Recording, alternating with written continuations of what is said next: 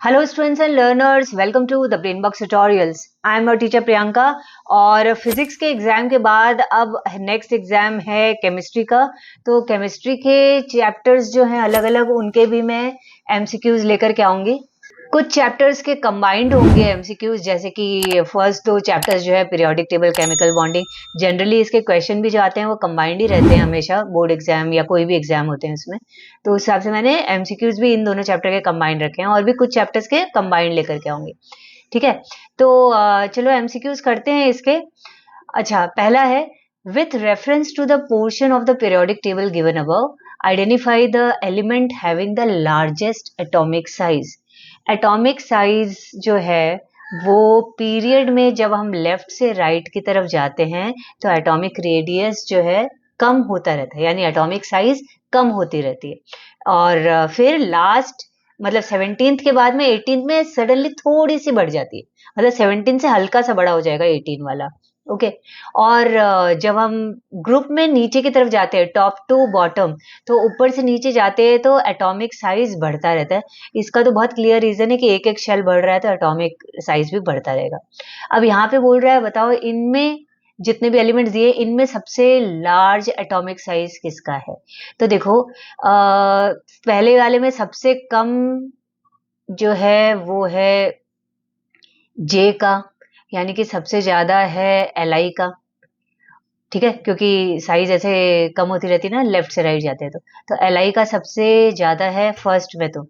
और अब हम अगर नीचे की तरफ जाएं ग्रुप में, तो और बढ़ता ही जाएगा एटॉमिक रेडियस, यानी एल से बड़ा ए होगा और ए से भी बड़ा बी होगा।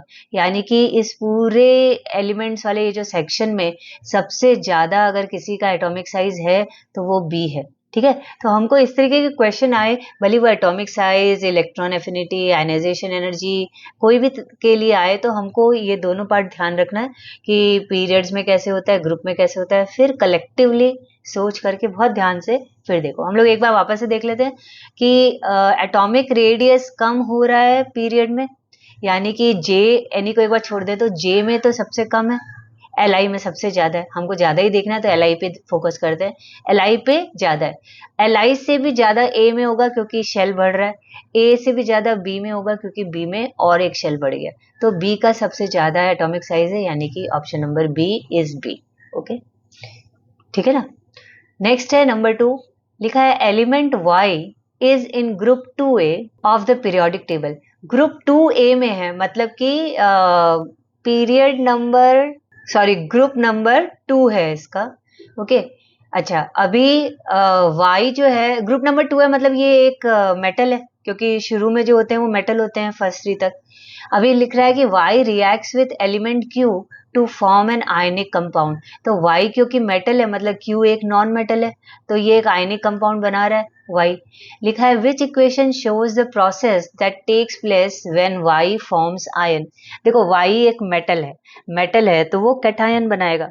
सारे मेटल्स जो हैं वो रिएक्शन के बाद कैटायन बनाते हैं, और सारे नॉन मेटल्स एनायन बनाते हैं। तो वाई एक कैटायन बना, यानी कि ऑप्शन नंबर ए या डी में से ही कुछ होगा, क्योंकि वाई में, ए में कैटायन बन रहा है वाई, और डी में कैटायन बन रहा है, बी और सी तो ऐसे ही कैंसिल हो गए। अब कैटायन कोई कैसे बनता है, कैटायन मतलब पॉजिटिव चार्ज ज्यादा है, यानी कि इलेक्ट्रॉन्स कम हो गए, यानी इलेक्ट्रॉन सब्ट्रैक्ट हुए, माइनस हुए। इसका मतलब जो डी ऑप्शन है ये इक्वेशन करेक्ट है कि वाई में से 2 इलेक्ट्रॉन गए, 2 इलेक्ट्रॉन कम हो गए, तो वाई कैटायन बन गया 2+। ठीक है। नेक्स्ट है, which element forms a stable ion with the same electronic configuration as argon. Argon का इलेक्ट्रॉनिक कॉन्फ़िगरेशन है 288, राइट। इसका 18 होता है ना एटॉमिक नंबर। ठीक है, 1 से 20 तक का आपको एटॉमिक नंबर्स याद होना ही चाहिए। कैसे भी याद करिए, आप नाम से याद करिए या सिंबल से याद करिए। अगर आपको सारे एलिमेंट्स के सिंबल पता है तो सिंबल से याद करना इजी होता है, जैसे मुझे याद है सिंबल से ही। HHELIBBCNOFNENAMGALSIPSCLARKCA ऐसे ही याद किया हुआ है मेरा। ठीक है, तो उससे हम अपने अंगुलियों में काउंट करके बता सकते हैं। अच्छा, AR आया 18 नंबर में, तो इसका एटॉमिक नंबर 18 होगा। फिर कॉन्फ़िगरेशन करके देख लो। ठीक है, अगर आपको सिंबल से याद नहीं होता तो आप एलिमेंट्स के नाम से याद करिए। कैसे भी आपको याद होने चाहिए, ये बहुत इंपॉर्टेंट है। जैसे इस केस में same electronic configuration as argon, तो पहले आर्गन का इलेक्ट्रॉनिक कॉन्फ़िगरेशन आपको पता होना चाहिए, उसके लिए एटॉमिक नंबर पता होना चाहिए। ठीक है, तो आर्गन का 288 है। अब इनमें से कौन है जो रिएक्शन के बाद 288 बनाता है? देखो, मैग्नीशियम का कॉन्फ़िगरेशन मतलब मैग्नीशियम का जो एटॉमिक नंबर है वो 12 है, मतलब कि इसके 282 ये है इसका कॉन्फ़िगरेशन। तो मैग्नीशियम का तो नहीं होगा, क्योंकि मैग्नीशियम 2 देता है इलेक्ट्रॉन और 2 8 बन जाता है, तो ये तो नियॉन जैसा बन जाता है। आर्गन का नहीं होगा, मैग्नीशियम कैंसिल। अब फ्लोरीन, फ्लोरीन का एटॉमिक नंबर होता है 9। 9 हो गया, इसका मतलब इसका कॉन्फ़िगरेशन होगा 2 और उसके बाद 7। तो ऑब्वियसली ये भी कभी बनाएगा नहीं आर्गन जैसे। तो क्लोरीन, इसका होता है 17। तो 17 मतलब ये बना 2, 8, 7, 17 हो गए। ये एक लेगा स्टेबल होने के लिए और ये 288 बना लेता है ना, राइट। तो आर्गन के जैसा कॉन्फ़िगरेशन क्लोरीन बनाता है, तो क्लोरीन होगा करेक्ट ऑप्शन। आप सोडियम को भी ट्राई कर सकते हैं, ये भी 2 ही बनाएगा मैग्नीशियम जैसे। ठीक है, मतलब ये 281 होता है तो ये 28 बना देगा, तो ये भी नियॉन जैसा होता है। तो क्लोरीन ही आपका करेक्ट ऑप्शन होगा। ठीक है, तो बहुत तसल्ली से पूरा आप रफ में वर्क करके उसके बाद ही आप ऑप्शन को करेक्ट करिए। नाउ नेक्स्ट है, given below are 4 covalent compounds, A B C D चारों कोवेलेंट कंपाउंड्स हैं। Which of the following represents the correct order when they are arranged in their increasing number of covalent bonds? अच्छा, H2O जब बना था तो इसमें तो 2 bond लगे। ठीक है, ये O के साथ 2 H कनेक्ट हुए हैं, तो 2 बॉन्ड्स के साथ कनेक्ट हुए हैं। CCl4, तो कार्बन जो है वो 4 क्लोरीन के साथ में 4 बॉन्ड बनाया है। Cl2, 2 क्लोरीन जब एक दूसरे के साथ बॉन्डिंग किए तो एक बॉन्ड के साथ में बॉन्ड किए।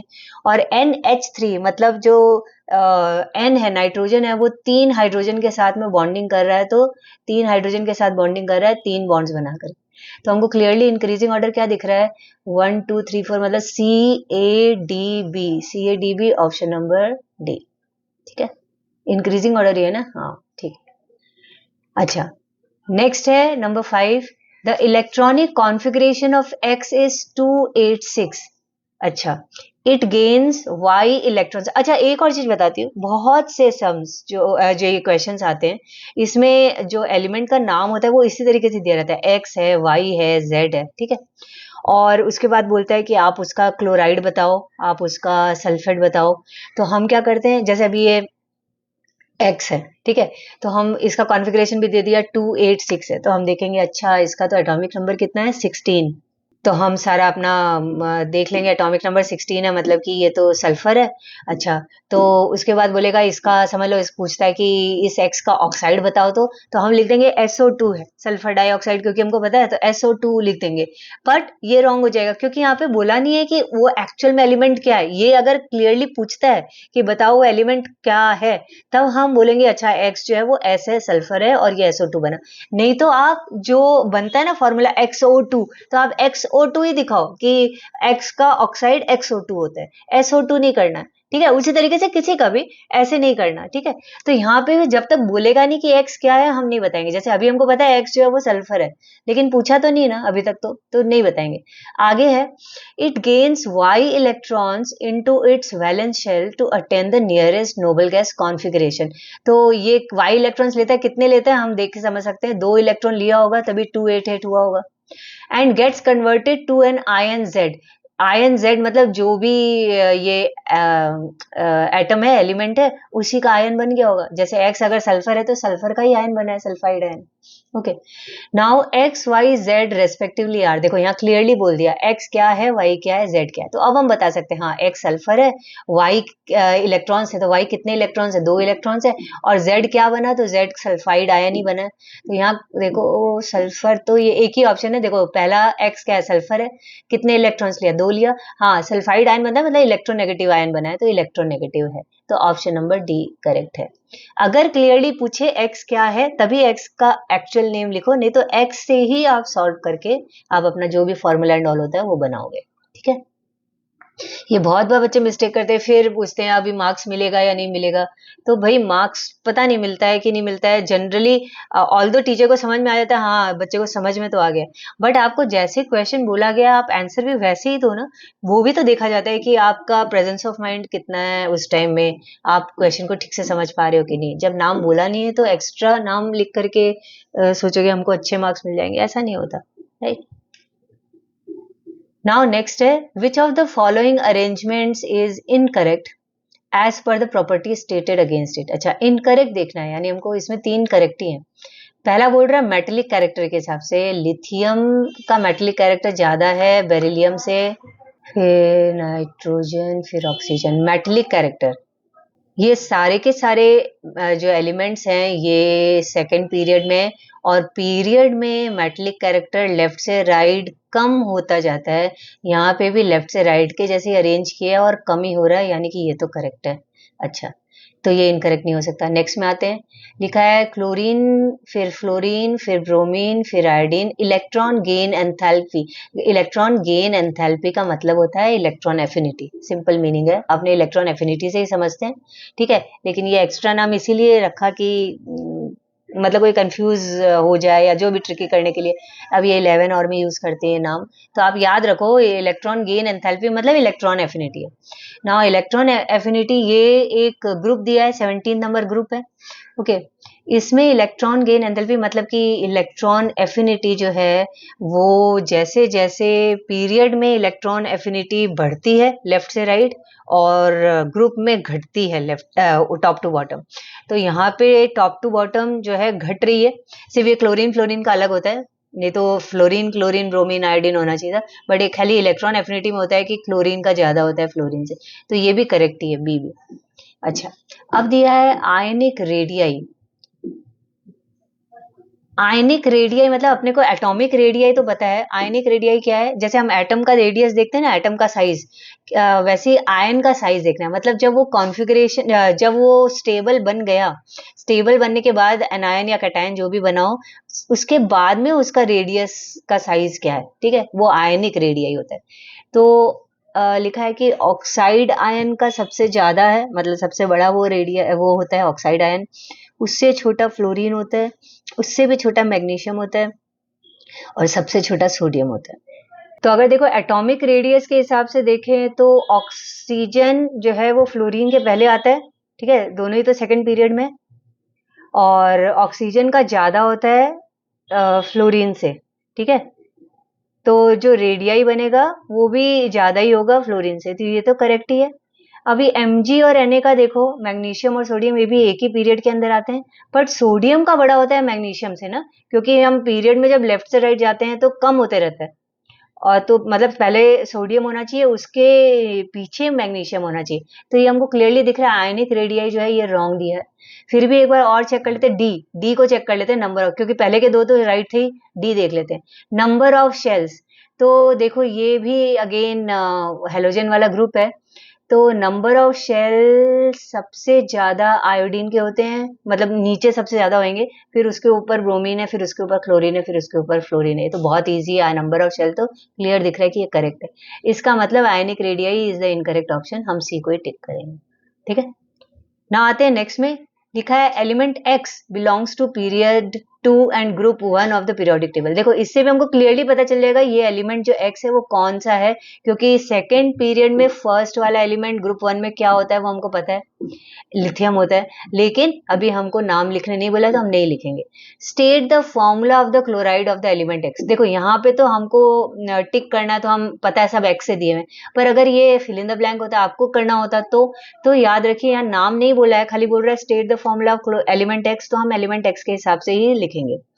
एक्स ग्रुप 1 में मतलब इसका वैलेंसी 1 है, 1+ है, और क्लोराइड मतलब क्लोराइड का भी जो होता है वो 1 ही होता है, मतलब दोनों एक एक एक्सचेंज करेंगे, मतलब XCl इसका बनेगा फॉर्मूला, तो option number C is the correct option, okay.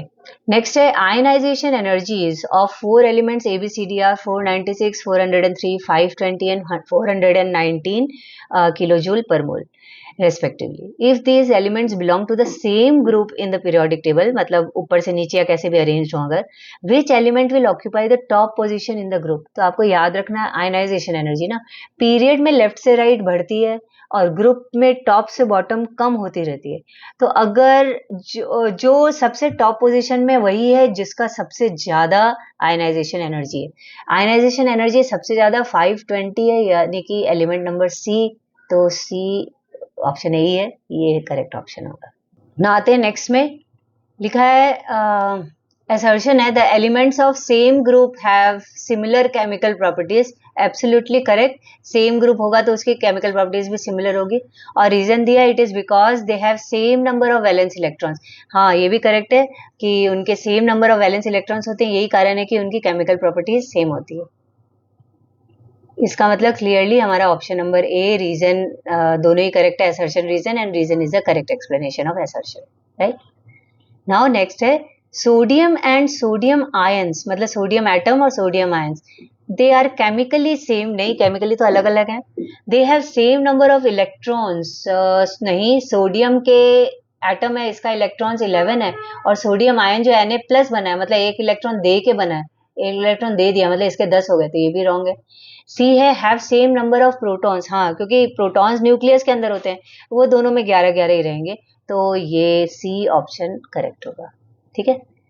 तो कुछ इजी, कुछ थोड़े मॉडरेट टफ टाइप के, कुछ अलग वर्ड वाले, हर तरीके के कोशिश की हूँ आप लोगों को ये दोनों चैप्टर के मिला करके MCQ हो, ठीक है। अभी मैं नेक्स्ट का भी लेकर के आऊंगी जिससे आपके प्रिपरेशन होते रहे केमिस्ट्री के। तब तक आप करते रहिए प्रिपरेशन अलग अलग चैप्टर्स के केमिस्ट्री के। ओके, चलो मिलते हैं जल्दी नेक्स्ट वीडियो के साथ। बाय बाय, जय हिंद।